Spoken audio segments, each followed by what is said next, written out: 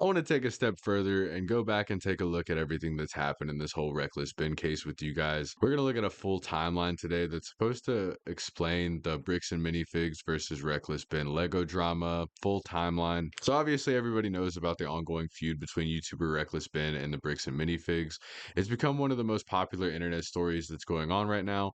It's become one of the most complex controversies because they're fighting over a Lego collection that is worth a massive amount of money. And I just wanted to kind of cover a full timeline of the drama with you guys so we get caught up on everything that's happened so far because there's updates about this case going on all the time and it's getting kind of crazy. So if you guys don't know, this whole situation started over an investigation all about a missing Star Wars collection that was worth an estimated $200,000, and it's snowballed into a whole giant mass of events, lawsuits, arrests, allegations of extortation, viral YouTube videos, freaking crazy shit's going on over these Lego pieces, guys. They're going nuts. And obviously, almost weekly, there's new shit going on about this. And I feel like this story can be pretty difficult to follow because of just how much is happening all at once. But to try to make sense of it all, we're going to go over this timeline for the bricks and minifig reckless bin controversy, starting with 2023, the missing Lego collection, where everything all began with Brian Mansell and his 80-year-old father, who claimed that they co-signed with a valuable Lego Star Wars collection worth $200,000, and they co-signed it over to Bricks and Minifigs, who is like a giant Lego store that is all over the country. But they had this contract to keep their bricks at a store in Salem, Kaiser, Oregon, with this agreement basically stating that the Mansell bricks were meant to be sold by the Bricks and Minifigs location for a 35% commission on everything that they sold, but still kept the ownership of the Mansell family. And if the agreement ended before any of the bricks were purchased, they were meant to be returned back to their family. They even had advertising and everything going on showing that these bricks were like $200,000 and trying to give people a sneak peek into the bricks that were being sold. But in November 2024, the store ownership actually changed, but there are a lot of disputes as to why and how this whole situation even happened, where they had to change ownership in the first place. But according to a report from Salem Business Journal, the franchise operators Crystal and Robert Gorman claimed that they had been contacted by the Bricks and Minifigs corporate people about possibly selling their store and needing to leave the country. And they said that that day corporate tried to send representatives to come and seize the store. But the CEO of Bricks and Minifigs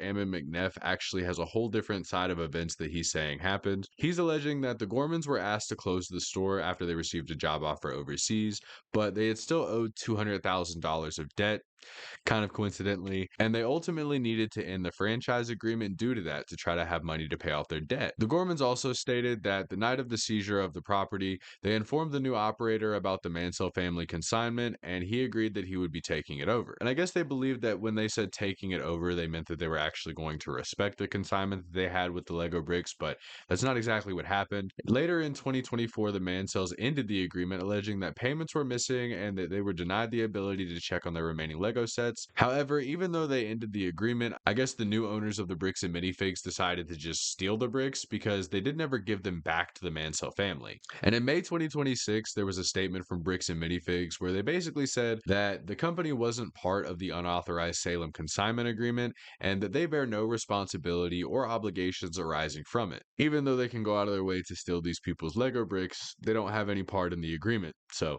in that case, I feel like they also wouldn't be part of the agreement to take ownership of it, but they're not looking at it that way, obviously. But after learning about the Mansell family's claims, there was a YouTuber named Reckless Bin who began publishing a series of videos investigating what happened to the collection, where he basically accused the Bricks and Minifigs of withholding it from the rightful owners, which is kind of exactly what they did. But even with all the evidence that he brought out, the police pretty much treated this whole case like it was a civil matter. But the investigation gradually expanded into the actions of individuals connected to the dispute with Bricks and Minifigs itself, and he even went as far as to do things like making a fake rival business just to try to get under their skin a little bit, which I think is fucking hilarious, honestly. But all of these videos that Ben was making attracted millions of views and made a whole lot of attention surrounding the entire case going on with the company, which has brought thousands of new followers into the story. And on May 30th, Reckless Ben released another video where he was trying to get in contact with a guy named Joshua Johnson, who is a Bricks and Minifigs employee and one of the new franchise owners at the store in Salem Kaiser, but he was trying to talk to him about legal proceedings.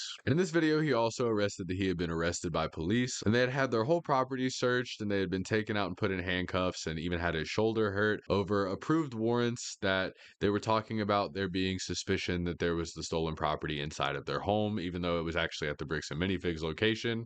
Like, they know where the bricks are at, but they decided to raid this dude's home and act like they were there there for some reason, but that's whatever. The cops also came out with a whole statement talking about the situation, obviously saying that it wasn't exactly how Ben was trying to say it was. Reckless Ben is also claiming that Johnson's affiliation with the Church of Jesus of Latter-day Saints, along with the religious views of the officers dealing with the case, may have led to the preferential treatment for Johnson, which, I mean, it's fucking church and Lego bricks. I think it's kind of crazy that this dude got his whole shit raided, his whole thing searched, and everything over these weird accusations, and got his shoulder hurt over like church gang warfare. I don't know what is happening.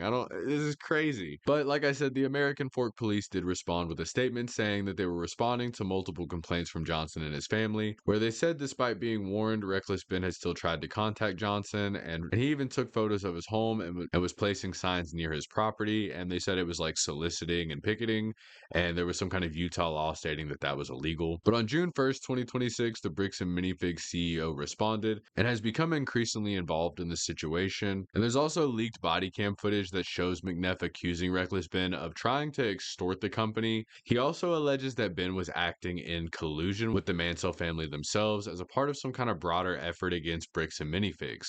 When really what's actually happening is he's just standing up for these people who literally said they were in debt and were trying to extort these people out of their Lego bricks because they needed the money. And obviously, Ben has denied any wrongdoing and maintains that his actions were all part of a legitimate investigation into the missing collection. But the biggest turning point in this whole situation has happened when Bricks and Minifigs filed a lawsuit against Reckless Ben and also Brian Mansell and anybody else connected to this whole controversy. And according to the lawsuit, the defendant participated in a coordinated multi-platform campaign against the company involving false accusations, fabricated claims, deceptive practices, and manufactured confrontations, in their own words, obviously, because I don't feel like any of the accusations were false or the claims were fabricated or anything was deceptive. As a matter of fact, I feel like they've mostly been that way and not transparent and quite deceptive and kind of shady. But obviously, the bigwigs of Bricks and Minifigs are claiming that the whole situation was in an attempt to damage the reputation and business interests of Bricks and Minifigs itself. But Ben and other people that are named in the lawsuit have disputed all of those allegations, of course, because that sounds kind of absurd. And on June 3rd, 2026, there was apparently an effort to get Reckless Ben removed from Patreon, and Patreon completely refused to remove them from their platform, which I think is good because the money's being raised to try to help fight the lawsuits, I'm pretty sure. And there's also this video here from the CEO of Patreon where I guess he's addressing why he decided not to ban Reckless Ben. So I'm going to let you guys see this here really quick. Dear creator community, my name is Jack Conti, and I'm the CEO and co-founder of Patreon. On May 29th, Patreon received an official takedown request filed by Bricks and Minifigs for media and accounts related to Reckless Ben and an ongoing dispute regarding a local Lego consignment issue. This is the verified complaint with exhibits. This is the request for immediate content removal pursuant to temporary restraining order. And this is the motion for the temporary restraining order and preliminary injunction. So after an extensive review and investigation by Patreon's trust and safety team, we have in fact unfortunately determined that Bricks and Minifigs can stuff it. So yeah, I mean, there you go. He said they could go stuff it. So I kind of like that guy. I like his response. But obviously, the Patreon CEO Jack Conti revealed that Bricks and Minifigs had asked the crowdfunding platform to remove Reckless Ben's page, and after reviewing the request, they completely declined it. And I respect the hell out of them for that, honestly.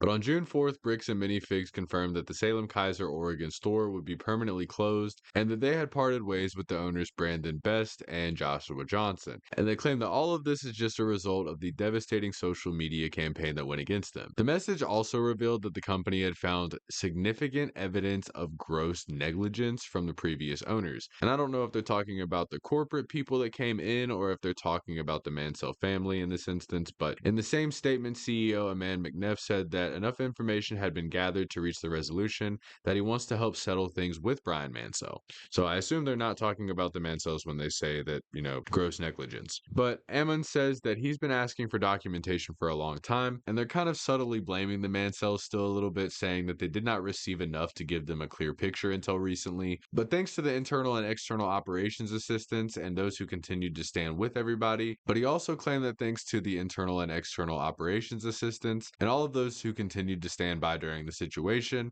they say they have come to a resolution that they're okay to proceed with. The company also went farther to state that now that they've done that, they want to try to drop the lawsuit against Brian Mansell. They want to go over all the paperwork and spreadsheet data that they have together to make sure that everything with the situation is made whole monetarily for the family, and also to ensure that whatever Lego Star Wars pieces from their collection that remains in the Salem store, whether they identify them as theirs or not, they can have. They even stated that they were going to make sure they were compensated for everything that was unaccounted for, including what Miss Law and Gorman had failed to compensate the family for without their knowledge, giving the open door to Brian and the Mansell family, letting them know that they're ready whenever they are. And at this time of reading this article, there's not been any more responses from the Mansell family or Reckless Bit on this situation, but it looks like it's coming to a pretty good conclusion where there is actually going to be justice for the people that were wrongfully affected by this situation. And I'm happy to see that, man. Like everybody, Reckless Ben and all the YouTubers that came together to cover it, all the people that decided to stick by the Mansell family and